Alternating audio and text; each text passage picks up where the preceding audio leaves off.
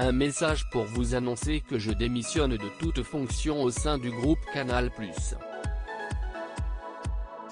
Voilà comment débute le communiqué d'Absa Toussi, posté sur son profil Instagram le mardi 31 août, vers 13h.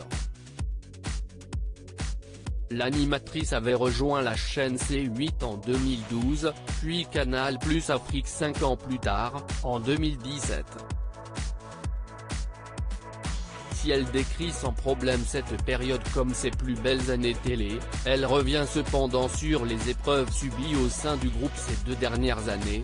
Depuis maintenant 2 ans, je dois affronter des procédures judiciaires contre Éric Zemmour, largement soutenu par le groupe qui m'avait pourtant affirmé son soutien et dont le procès aura lieu en septembre 2022. Explique-t-elle en évoquant la séquence datée de septembre 2018, au cours de laquelle Éric Zemmour s'attaque violemment à la chroniqueuse des Terriens du dimanche, lui affirmant que son prénom est une insulte à la France. Si l'instant avait glacé les chroniqueurs sur le moment, Absa Toussi s'était montrée surprise du silence de ses collègues après coup, notamment de celui de Thierry Ardisson, très étonné. Je travaille avec Thierry depuis plus d'1 an. Il me connaît et connaît mon numéro. Je suis très affecté par son silence depuis jeudi et ce communiqué, et j'en prends acte.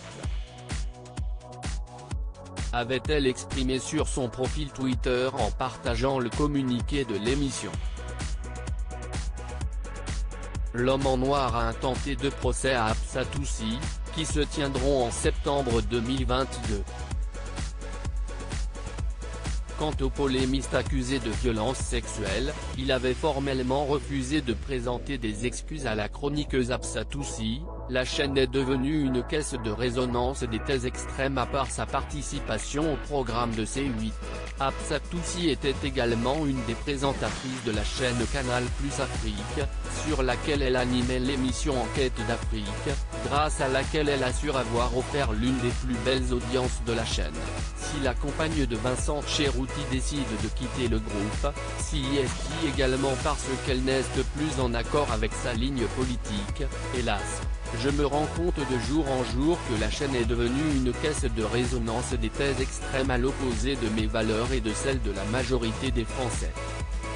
L'ancienne chroniqueuse des Terriens interroge ce virage, qu'elle semble trouver incohérent avec certains choix de la chaîne. Je n'arrive d'ailleurs pas à comprendre le fait qu'un groupe comme celui de Bolloré, fortement enraciné dans le paysage économique africain, continue de se compromettre avec cette tendance qui va à l'encontre de la philosophie d'ouverture et de tolérance du groupe.